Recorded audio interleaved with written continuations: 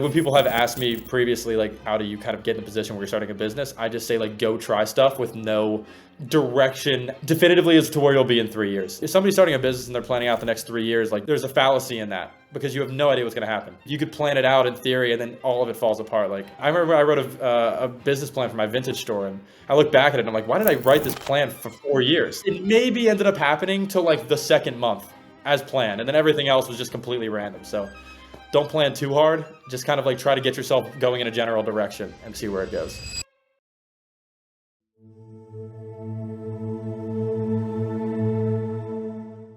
Thank you so much, Patrick, for joining today. I'm super excited to talk with you. It was Yeah. fun stalking you before this, so Yeah. Hopefully you didn't uncover anything too bad. But yeah, I appreciate you having me on. It's a pleasure. I want to intro Patrick first before we jump in. One, probably most people watching this know he runs a very successful clay agency, the Kiln, and he helps clay. He's a super well-known clay influencer. Helps clay with their socials and with partnerships. One of the things that I discovered about him is he's an author of this really cool book that I read through called The Art of the Thrift. And it was written, I think you published it in 2019. Is that right? That does sound about right. Yeah. At the time, like prior to getting into the whole Clayverse and go to market verse, I was actually running a vintage store. So I had a brick and mortar location in Charleston. And then when I moved to New York City, I had a brick and mortar location in New York City as well. And I used to thrift like full time. I would be going to thrift stores like 5 to 8 hours a day. I'd be sitting in like the Goodwill outlet, just like digging through clothes and like fighting over $20 t-shirts and selling them. And eventually I created a pretty like decent business out of it. And so I wanted to write a book on kind of how I built that business. So the idea isn't Mm. really just like, how to thrift. It's like how to create thrifting into a business or like a part-time or full-time income. You run a marathon. You run a marathon in 2 minutes and 26, or sorry, 2 hours and 26, which is like less than 6 minute miles for 26.2 miles, right? Yeah, I think it's like 5:30 or 5:40 pace. I probably couldn't do that now. I'm pretty out of shape, but like that was previously that is like my best time ever, and I hope I can obviously get down lower. I was aiming for significantly faster that day. Actually, that was kind of like a failure of a day, but I'm not mad at the time. Obviously, it was I still like see. fine. Yeah. Yeah, super impressive. ChatGPT tells me that's like, wow, like that's really impressive. That's like super elite. Like it went on a little bit of a rant. So yeah, apparently Yeah. that's really good. Yeah, nice. Did you start business with this thrift store and thrift flipping, or was there something before that? Yeah, I think it was probably my first venture, and I did it for a while. I started in high school, and I started it because my parents, when I was younger, were like, "You need to start buying your own clothing now," and I was like, "Oh, okay. Well, I don't have any money, so I'm gonna go to Goodwill and look around for clothing." And I went to the Goodwill in my town, and I realized pretty quickly, like, oh, this is like there's some nice clothing here. Like this is like this jacket for $4 is you could resell it for like 30 or 40. And so when I was younger, I was just going to the Goodwills and flipping clothes, and it kind of became a thing. As I started doing it like in my high school, and people started knowing me for that and buying clothes off of me, and then it kind of spiraled into starting the store and then having like an online presence and then starting Oh, the store in New interesting. York as well. And yeah, so I kind of got into it really early, and it's just a real like hustle first venture, I guess. It's just a lot of like finding clothing, selling clothing, building some sort of brand up, and having like a reliable curation of good stuff. Awesome. It reminds me almost of Warren Buffett. I think I heard a story of him where he would buy packs of Coca-Cola and then resell it one at a time. And I don't know. Yeah. I'm curious. Like, do you feel like that led? Like, how did that lead, or how did that? Maybe it's totally different than like to the kiln. Yeah, I think it's just the mindset of people who start businesses early. There are just some people that you meet early on who are like doing anything to not get a job, who like will just like Uh-huh. they'll thrift, they'll mow lawns, they'll have like lemonade stands when they're super young. They'll do pretty much anything to just not get a conventional job, and they prefer to just kind of do their own thing and hustle and move and groove and like that. That's probably the main translation to the Hmm. kiln. Like there obviously was some element of marketing and sales that had to be done as well to like get people to come to events and to sell clothing at high scale. But Yeah, there's I feel like there's something there. Like there are just people who are like, and I think I just became this way because my dad growing up had his own business and was always at home like working, and I was like, I just cannot like work. I don't want to work for somebody if I don't have to, Yeah. and so I Yeah. tried to avoid that as much as possible when I was younger. I thought I saw in your book you did work two jobs. Is that right? At some point. I worked at a movie theater briefly. Hmm. That was, I got free movies, so not a bad gig. And then Uh, I worked at a seafood restaurant when I was like, really young, just like food running at this like seafood restaurant that's now closed, I think, due to health issues. So you know how good of a restaurant that was. So yeah, I mean, both of those pretty much affirmed to me that I did not want to continue, working jobs if I could help it. and with the thrifting was your hourly rate really was it did it effectively end up being $1 an hour? Was it or was it pretty lucrative for you No, over it the wasn't 2 years? bad. I mean, honestly, I was probably making like 15-20 bucks an hour doing it. The whole business is split up into just sourcing the clothing and then taking pictures and putting it online and then shipping it. Like that's pretty much all you're doing. I mean, obviously you can post and like you create some social stuff and there's stuff outside of it, but like at its core, that's all you're doing. So the sourcing would take X hours, and then I would just go back and like post it as quickly as possible and ship it. And yeah, I probably made like 15 to 20 bucks an hour. And I tried to make that argument to my parents at the time. I was like, listen, like this is better than the 7.25 an hour that is the minimum wage in South Carolina. So like, let me go do this. And they're like, all right, just don't get yourself killed in some of the worst thrift stores out there. And I'm like, all right, I'll try my best. The hidden ones that have all the gems in them. Yeah, yeah. Like a lot of the good thrift stores in my area were not in the best areas, and so like that's where we were going most of the time. And so it was kind of just like keep your head up a little bit. Don't get too comfortable in there. I see. Interesting. Okay. Let's talk about your story leading up to the kiln. Well, like what were the key inflection points? It's kind of a wild one, honestly. So I in college had started an app. It was like an iOS app called Oatzy. It's essentially like a Hmm. nutrition tracker, calorie tracker, and I started that in college with a co-founder who was more technical and like created the app. And we were able to grow it pretty quickly and organically. We didn't have any startup income. We didn't raise any money. We did it just ourselves. And I used this method called ASO, and my co-founder and I pretty much realized that like it's like SEO but for the App Store. So like you're optimizing Okay, it yeah, I've heard of that. to like match for certain keywords. And so we were able to do that and scale the app to like I think we're probably at like 354,000 400,000 users now. Probably when I Wow. stopped working on it, it was like probably 250 to 300,000. And so we have quite a few like quite a few downloads as a result of that. And I decided to use that app growth to try to springboard into starting a marketing agency. And so I was doing organic marketing, like SEO and ASO work for other startups. Around the same time, I had graduated at Villanova, and I wanted to move to New York City because seemed like a cool place to go. Like I had no Hmm. really reason to be here, but I was like, it seems like a cool place. I want to move here. It seems like where the action is. So I'd been connected through a couple friends with this guy who named Matt, and Matt just happened to be the head of marketing at Clay. This was probably 3 years ago at the time, so Clay was still quite small, and Matt was pretty much responsible for like all of Clay's, momentum and growth and brand at this point. And we were roommates. And so he was like, hey, I'm the only person on the marketing team right now. You run a marketing agency and we're both living here like in New York. Do you want to help Clay out with some marketing stuff? And I was like, yeah, sure. I've never heard of the platform at all, but maybe I can help out. In short, I started going to the office. I meet Kareem and Varun, and Varun Hmm. was like, "Yeah, Matt, you can kind of hire Patrick under you, and I can." I was pretty much just doing a lot of like the really menial marketing work, where I was making a lot of docs for their integrations, and I was helping out with some blog writing and just pretty much anything that had to be done in the marketing realm that Matt would kind of hand off to me. And so, as I was doing this, I was like, this Clay tool is like incredible. Like, but no one was using it at the time. Like, they had like no customers, like very little revenue, and it seemed like they were kind of just burning runway at the time. And Hmm. um, but I was like, how is nobody using this? Like, this is an incredible tool. I thought it was so great. And I started using it for my marketing agency. So I was like using Clay to run campaigns for my agency. And um, at some point around that time, Varun was like, I was in the office a lot, and Varun was thinking like, hey, we need to start running a more like dedicated YouTube motion. So we need to get a YouTube channel started. We need a LinkedIn channel to be posting more, because beforehand Eric Nowoslawski was posting on the LinkedIn channel, but he was doing other stuff. So Varun was Mhm. like, "Can you start posting on LinkedIn? Can you create a YouTube channel?" And I was like, "Sure, let's do it." Like I was getting paid hourly by them at the time, so I was like, "Hey, more hours for me to work."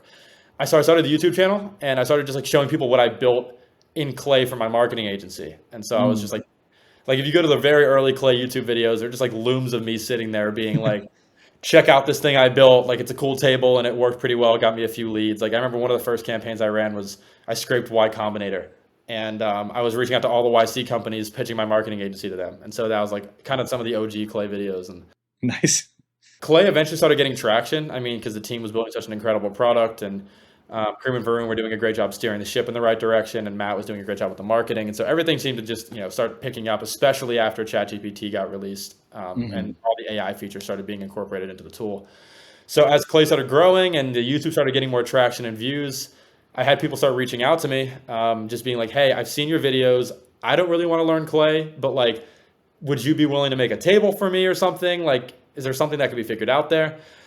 And at first I was like, no, like I got this marketing agency going on, like I'm busy, like don't, I'm the wrong guy for that. And I would refer them to like Eric or something and be like, if you want campaigns run, like Eric's your guy, because he was, I mean, still is the guy.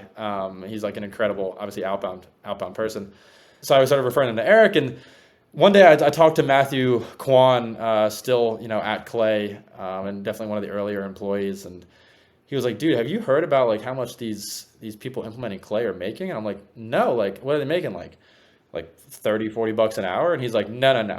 Like they're making a lot more than that." And I was like, "Really?" And I had like no idea that there was like one to two people, I think it was like Eric and like maybe Jordan Crawford, who were like advising on how to do Clay at the time and Right. making pretty good money doing it. So then I was like, "Okay, well, that's crazy. Like maybe I should have been saying yes to these people all along." Um, so yeah, then I went and started the agency, and obviously, like a lot has happened since then. But that was kind of the inception of the agency. So as you can probably tell from the string of events, very random chance of things happening that just ended up getting me here. Like I never anticipated having a Clay agency. I think if you go on our website, Varun has like a little testimonial video just being like, Uh-huh. "Hey, you can bring Patrick on." And in the video, Varun's like, "Yeah, Patrick was starting a vintage store when I met him." And that's true. Like I had no intention of staying at Clay and doing this. I was like, "I'm gonna start this vintage store because like I love clothes." And I ended up doing both, funnily enough. But like I was like, I'm not doing marketing for long. Like I'm just doing this to segue to a vintage store. And all this stuff started happening just kind of organically. It sounds like, though, like you definitely didn't plan the path, it does sound like you're optimizing for luck generation in some sort of way. Like, for example, moving to New York City is like, oh, that's a fun place to be, but also like your luck surface area goes way up if you're, is that conscious for you, or like how does that work for you? I'd say somewhat. I don't think I was optimizing for luck at the time Mm. consciously. I think I was optimizing for excitement more. Like Mm. Hmm. sometimes those go hand in hand depending on what sort of excitement you're seeking. But for me, Yeah. it was like I want to work in the startup world. I want to start a business. I want to do a lot of cool stuff and just see where it goes. And so I think you could definitely say if I was like, hey, I'm going to stay in my hometown and I'm going to get like a decent job in my hometown and I'm not going to take any risks moving to New York. I'm not going to take any risks starting businesses. Like none of that would have happened. So I think Yeah. like when people have asked me previously, like, how do you kind of get in a position where you're starting a business? I just say like, go try stuff with no like direction definitively as to where you'll be in 3 years. If somebody's starting a business and they're planning out the next 3 years, like there's a fallacy in that because you have no idea what's going to happen. Like, Yeah. like you could plan it out in theory and then all of it falls apart. Like I remember I wrote a business plan for my vintage store and I look back at it and I'm like, why did I write this plan for 4 years? Like it maybe ended up happening till like the second month as planned, and then everything else was just completely random. So I think it's don't plan too hard. Just kind of like try to get yourself going in a general direction and see where it goes. Is that the same? Like, does that algorithm work the same with, for example, training to run long distance, or do you feel like that's more of a planning sort of? I would say it doesn't really apply as well to running actually, because I had incredible coaches that were kind of guiding me in the right direction. In Mm. this case, of course, I had mentors business wise, but like I was kind of just like trying things Mm. myself. It felt Mm. more of like a creative endeavor. With running, it's a little bit more templatized as to how you get good at it. Mm. It's not like super experimental. It's like if you run decently hard sometimes, and sometimes you run easy, and then sometimes you run long, you'll eventually get good at running. Like it's not like I'm gonna go like play pickleball every day and hopefully I get good at running from that. Like you can't really get that creative where in business things can take kind of huge turns. So I would say not, it's a little bit more structured in running. But I think obviously the common denominator is just like working hard and consistently. Like that's, Hmm. you know, probably the common denominator in any realm in which people achieve some degree of success, of course, besides like talent and luck, which and like faith and stuff like that. So like there's some stuff, but that's probably the commonality. A little bit more on that vein. So in your book, you mentioned networking very strategically with, for example, employees in the thrift stores, employees and people like who could be your competitors, but maybe they're in different niches. Curious how that, if that applies at all in this space. Yeah, that applies. Yeah, like Okay. that whole idea. I mean, obviously networking is great in any realm, so it's pretty, I would say it holds true anywhere, but I think it holds particularly true in the sense that I expressed, I guess, back in 2019, which is like your competitors are very often not doing the exact offer you're presenting to your Hmm. clients. Hmm. Like a great example of this is like I would consider Cold IQ a competitor, but obviously friends with the team there, and they Hmm. have different offers to what we do. So like while our offers may be competing for the same client, I think they are different Hmm. offers. And then like there's obviously like I constantly am sending people their way that just are a better fit for their agency. And then like Hmm. sometimes when clients come my way, and I'm like, okay, this is probably better for me. So like I think seeing everybody as a direct competitor and not talking to them and not getting to know their model and what they prefer is probably short sighted. Does it ever feel like you have to break yourself out of the mindset that they're competitors, or does that just come naturally to you? There's sometimes when you consciously have to do it. I mean, I try to use competitors more as a source of inspiration and not really Mm. comparison. Like, there are always aspects of competitors. It could be their services, it could be the way they market themselves that I feel are super good and Hmm. exciting and inspire me to kind of go in a general direction. But I think to view competitors as somebody to constantly track and keep your eye out for and kind of just be paranoid about is not really the right approach. It kind of brings you into a scarcity mindset. I think Yeah. especially in a space like Clay, where there are so many people trying to learn it and trying to bring on agencies, um, to focus on taking clients from your competitors or like copy their ideas will actually put you further down a hole of scarcity than just trying to reach out to the general populace saying, "Hey, I also have a cool offer. Check me out." So, Yeah. um, yeah, I don't think I think competition's great, but I think if you get too caught up in the competition, it could be bad for you. So many directions to explore. Have your offerings evolved significantly over the years? We started just as outbound because Clay's main use case in the beginning was outbound. We've expanded to a variety of different offerings, like inbound, RevOps, pretty much anything that involves Clay we'll try to do. Of course, there are problems with that. Like you can't really systematize as easily when you're doing all of those things. Hmm. But at the same time, a lot of our offerings have stayed the same as well. Like we still kind of work like month to month with our clients, or just like on like a monthly system. We've never really been doing like per project stuff. Hmm. We've been working with like I'd say larger businesses than we were in the beginning, but I would say like there's some aspects of it that have stayed the same, some that have changed, but the general idea is just try to expand our offerings, and we've also just been aggressively working on doing well for like of course this is always the goal, but we've really decided to just be the agency that it obsesses over a few clients instead of like Mm. systematizes a process for a lot of them. So our whole idea as an agency is really to just be like X client, we are going to just do anything possible to get all these projects done and succeed for you as quickly as possible. And maybe will cost a little more as a result, but I think the results kind of show themselves and hopefully provide a larger value return than if we were less expensive and focus less on you.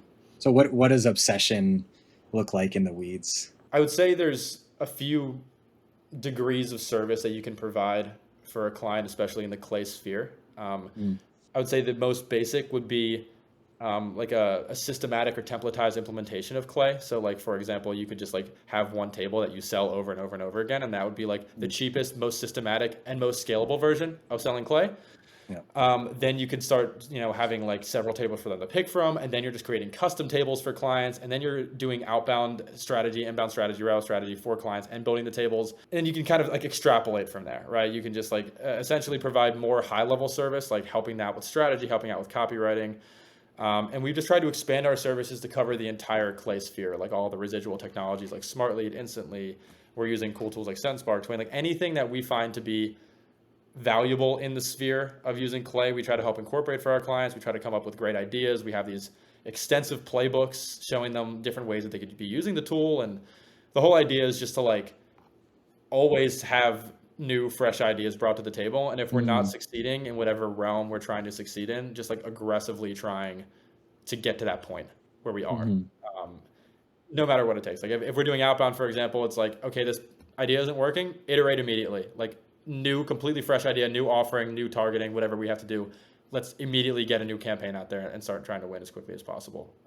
Nice. If it's more of like a data coverage problem, it's like, what can we do to get better data? Like, is it better AI prompting? Is it a better data source? Is it better API call? Like, what can we do to get that done? So I think it's a speed thing, and it's an attention to detail thing, and it's a strategy thing that really cover it. Who's coming up with these fresh new ideas? Because what I see in the space is everyone wants to, look at someone else's videos, and of course that's probably a good source for anyone to be inspired. But like as a leader in the space, like how does that happen for you? Yeah, it's a combination of things. I'd say obviously there's a lot of great ideas that I see just on LinkedIn, and if they're really good ideas, I'm like, let's just start doing this for our clients too. Like I'm not, I say if it's on LinkedIn, it's public. I'm gonna use it. For sure, But yeah. like besides that, of course, because like a lot of ideas, I think, hopefully I've brought some new fresh takes to the space as well. A lot of it is really just sitting back and thinking like what could be value adding. You kind of have a general idea of the sphere of technology in your head, and you can kind of just create ideas with a combination of them. It's like, okay, well, like I know Ocean.io has lookalikes. I know SenseBar can make videos. Like, what if we made lookalikes of existing customers and sent videos to them referencing? Like you see what I'm saying? Like, you can just kind of tie them all together and like create pretty interesting ideas. And then there's also particularly like client-based ideas. It's like, okay, well, maybe this client helps optimize site speed for an e-com website. So it's like, what cool, like maybe like do the math play can we use with site speed and website visitors and average product price and combine them into a cool personalization? Like, it's really just a matter of having your knowledge of all the tech and how it all operates and tying that into a specific problem that needs to be solved. So yeah, we try to come up with a lot of cool ideas internally. Like there's really no differentiator if you're just copying people from LinkedIn. Like you just hire any agency to do that. So we have to have something, behind the weeds that succeeds as well. One problem that I see people run into sometimes when they scale, maybe you talked about this a little bit on one of your LinkedIn posts, that having both the creative and the technical skills combined into one, which I imagine are required for coming up with these ideas, that's hard to teach one person to do. So in short, my goal is to like assemble like the Avengers of using this stuff into one team. Like that's my goal. I care less about scale. Of course I want to scale, but I'm far more conscious on like what is like the best possible job we can do. And I think usually scale can come with that if you do it correctly. I know you mentioned being really busy with sales, and I can identify with that. What are the favorite parts of your day, and what would you say are the hardest parts of your day? I mean, the hardest parts of my day are almost always client problems. And not dealing with clients. I mean, I usually have a lot of fun just like talking to them day to day, seeing what like just updates on how we're doing for them. But there's always like they say like the worst problems just rise to the top, So like if our client managers are having a problem, the Yeah, worst for problems sure. come to me or Matthias. And so while solving them can be fun, if they're immediate problems or they're like mistakes that we've made, they just stress me out, So that's not like depends on what the problem is, If the problem is like, hey, Patrick, I have this really interesting go-to-market problem, and like, can you solve it for me? Like 100%, that's awesome. I love that. But it's like, if it's like, hey, like this campaign isn't sending out the right variable properly, it's like, oh my gosh, like what, or like this this API won't connect to Clay properly. It's like, okay, well, like this is like kind of annoying. But and then best part, I think it really depends. I mean, I generally like to talk to as many people as I can day to day, just like in the space. And so that could be prospects, it could be getting on stuff like this and just like, riffing about go to market. But, spreading the good word of Clay has been probably one of the more entertaining parts. And then content sometimes can be a lot of fun. If you're I think if you're making like exciting content, it can be fun to make. Obviously, like sometimes I'll just put up a post and it's just like it's not super value adding, and it's more just like showing like a new feature or something that just dropped, and like it might be value adding to some people but not exciting to me. It depends on what the content is. For people who are starting their agencies or clay agencies or clay related side hustles, how important is content? You can look at all of the successful clay agencies and pretty much infer that it is everything when it comes to client acquisition, or maybe not Mhm. everything, but a lot. One agency that does this perfectly, and I've already shouted them before, but it is Cold IQ. Like I think they have an incredible content motion, and as a result, they have like infinite pipeline. Like it's just like they have people posting Mhm. all the time on from their team. They have, of course, them posting, and they're posting for content that's like oftentimes quite valuable. And so and we've had a pretty similar motion for our agency. Like I'm just posting all the time. A ton of our inbound has just been from me posting on LinkedIn and people seeing it and thinking it's valuable. So of course it gets harder and harder as the market saturates to make content that actually adds value and is different. But that's kind of the thing, like that's the challenge. It's like, can I make something that's actually different and new? And my take has always been, I think content's a great litmus test for how your agency is going, because if you're not able to generate any new ideas, then that's a problem for your agency, not just your content. It's a problem in general. So it kind of exposes some of the problems you might be facing internally if you don't have anything new to say. Like an upward or Yeah. whatever. It's a feedback loop. That's you use the clients that you're working with to create content, and then it gives you more clients. Yeah, it's like you're like, man, I wish I could post a case study. It's like, well, do you not have any case studies to post? Like that could be that could be your problem. So it's like I wish I could post like a cool campaign we're doing. It's like, well, if you don't have any cool campaigns, that's your bottleneck, not the inability to post it on LinkedIn. When you're posting, do you have to repurpose it so that you're hiding? Are you taking client campaigns and then making something that's more generic, or how do you do that? Yeah, it depends on the client. Back in the earlier days, especially when I was working with startups, none of them cared that I would just post I the see.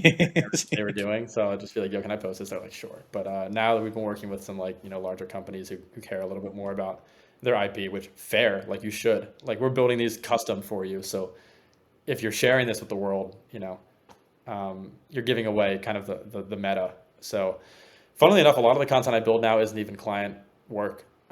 It might be related to client work. Like it might be something that I like, maybe one element of it I took from a client and kind of applied. But Mhm. at the end of the day, the stuff we're building for our clients is like custom, and they're paying us to build it for them, and it's also it's an advantage to them. Like their competitors are not doing it, so it feels weird for me to post it, because then it's like one of their competitors might see it and just take the idea, and then suddenly like they're paying for what, like the first people to be able to do it by like a week. So yeah, so yeah, now I try to just come up with ideas that might be related to what they're doing, or maybe something that a team member built, but We didn't talk about biggest mistakes yet. Have you? Do you want to talk about those, or? I think they're important. Yeah, I mean, I would say for the most part, leading up to this point, we had lucked out with hiring, which is solid. But hiring is such a, I mean, any agency owner will tell you it's pretty much everything. Um, like especially when scaling. If you don't hire properly, I mean, obviously we've hired some, some clay boot camp people who've turned out really solid. So, if you're a clay agency owner, hiring, you know where to go. But hiring is a big thing. That was, I think, maybe not a mistake, but a challenge that we faced early on. I mean, it depends on who you ask, but I'm very against the idea of reducing the quality of your output while scaling, just because you have Mhm. to do it to scale. I think a problem a lot of people end up facing, where they provide a great service up front in the beginning. They're doing a really good job and their clients are super happy. And then they're like, well, in order to scale this, we have to templatize it, we have to systematize it, and they lose a lot of the magic that comes with the engagement that they're creating. This is especially the case when Mhm. you're doing clay implementation and you're coming up with Mhm. cool, like creative new ideas. So we try to reduce that as much as possible, and I've been very intentional about doing that to date. Where like our training process is slow, our hiring process is slow, and the goal is like ultimately the people that are managing clients at the Kiln should be so good that there's no or very little differential between if they're working on a project or if I am. Mhm. Um, and that to me is also, I think, pretty important, because like your clients will just churn. Obviously, you don't want that. And with hiring, have you found any tricks that have helped you overcome the difficulties there? I have no great hiring tips other than I try to find like the smartest possible people I can and offer them as much money as I can. Like that, really, I mean, like I don't think there's like a tip or a trick. It's like you can find people who are good at the hard skills, like people who are good at clay, but they might not necessarily be a great fit for implementing it for clients and coming up with cool new ideas. And so like I think there is a differential there. Like you can be good at building a table, but are you good at coming up with tables to build? So Yeah, yeah, I absolutely. mean, we just try to find people who are like well-rounded in the space, who can learn really quickly and just work ridiculously hard and try to gauge just like, are you smart? Are you going to work hard? If so, how much can we possibly pay you? Like to come up. Nice. You love doing a really, really, really good job for a few people more than like making $10 million or whatever.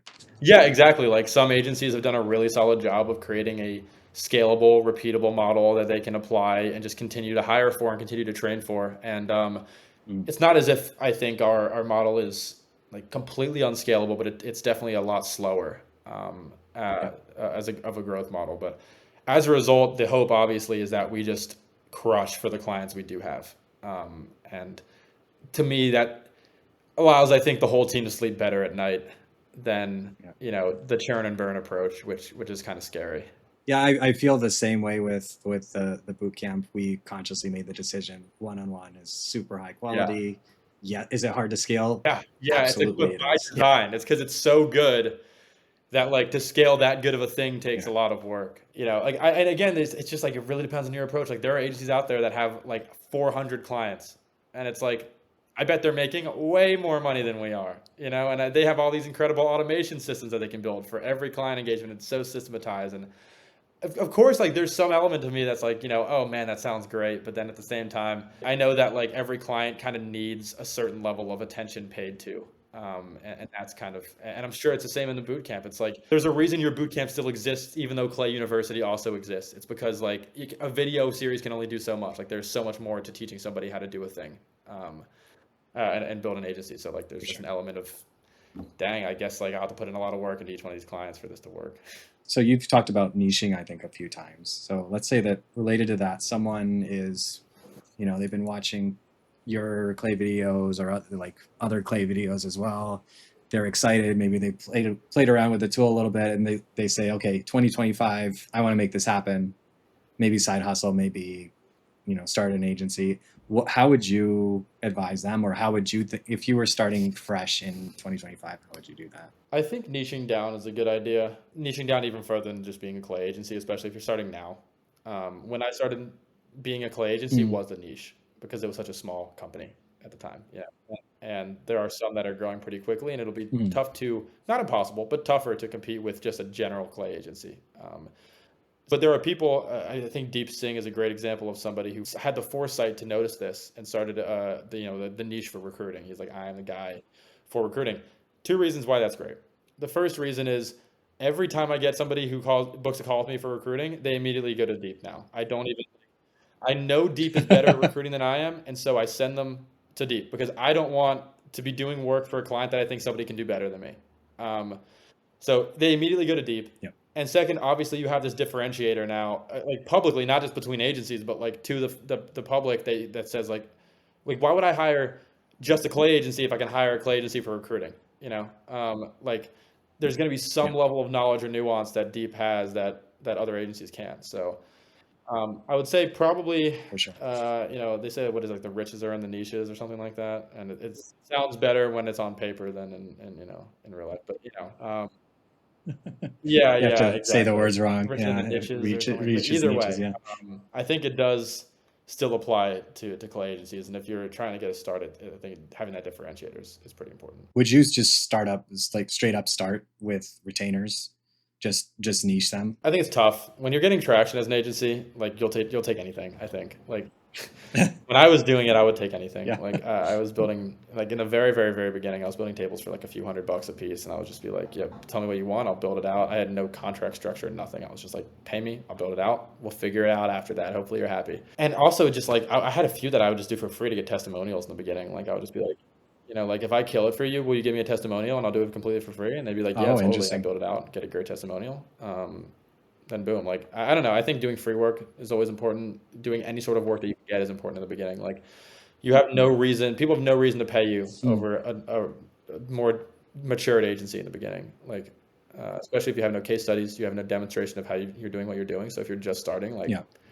offer whatever you can offer to get people to take your business. Did you target people for like, oh, here's an influencer that I want a testimonial for, or No, actually, it was more so like I would get on calls with companies, and if the company had like some notoriety to it, this is in the very beginning. If they had like any notoriety to it, I'd be like, I would do like maybe not even for free, but like I'll do it cheaper if you give me like a testimonial, because like maybe they'd haggle me on price because they knew I was small, so they'd be like, oh, well, you have no experience, no testimonials. Like, why am I supposed to pay you that much money? I'd be like, okay, pay me less and give me a testimonial when I crush it for you, and then so there's that as well. And then like over time, you just get them organically. Like all the testimonials on our website, except for maybe like one or two, were just like actually from clients now. But like in the beginning, it's like you have to have something on your website, you know, and like for sure. and so like I was like, I'll take anything. And like over time, obviously, as you get bigger clients, more clients with like more of a name brand, I was able to like kind of stack some better ones. And now we have a kind of a system for getting them, because obviously it's huge for agencies. And we started realizing like we'll like crush it for a client, and then they'll be like, okay, well, you've done your work for me, now I'm good to churn. And then they churn, and I'd be like, well, I didn't get, like, why did I not get a testimonial out of that? So like I think it's important to get them. Do you use a tool that does that, or do you just have a SOP for? No, I mean it's more just like getting on a call and just like talking through the project. And yeah, nothing too systematized. I don't like to, that's the type of human interaction I don't want to Makes sense. automate. Like, it's like, ask them, hey, you want to get on a quick call and like talk through some stuff, and then we'll write a case study about it. And they're like, sure. Keep in mind people who are maybe trying to get into starting a Claygency or in the space in general. If there's one thing to take away, I think a lot of the traction we've gained over the past couple of years, or like year and a half or so that we've existed, is just by like doing anything possible to actually add value to your clients. And I know that sounds pretty straightforward and obvious, but it's really easy, especially when growing an agency, to get caught up in taking shortcuts to like either maximize profits or to scale quickly. I think just kind of adamantly against that idea, because I don't think it generally ever works out the way you want it to. Like when you're starting one, it might be better to focus on you having one client and just absolutely crushing it for them, than having three clients and giving them like a half good job and hope one of them works out. The power of having somebody advocating for you because you gave them more value than maybe they paid you for is way better. Like it should feel like in the beginning, and maybe even during the existence of the agency, that your clients are getting way more out of it than you. One of our clients in the past 6 months has generated like 40 million in pipeline as a result of our services, and we haven't changed our price one time. Never upsold them, nothing. Never, not a performance bonus, nothing. And they were not paying us anything close to that, obviously. And I think being an agency owner, or at least one that like is worth working with, is kind of taking that in stride, and not being like, not trying to suck every penny out of a client, and not trying to take shortcuts, and just kind of maximizing the value you bring them, and then hopefully, as a result, some good things can come out of that. Awesome. Well, Patrick, this has been incredible. Thank you so much for sharing your wisdom and experience with me and with everyone who will watch in the future. Yeah, appreciate you having me on. Obviously, you're a clay legend in your own right. One of the earliest adopters I know of, at the very least, and the course has, of course, yielded us some awesome team members. So, yeah, I mean, take it from somebody who's running an agency right now. Take the course if you want to work at or start at one, because we hire them. Like, Yeah. thank you so much. Thank you, Patrick.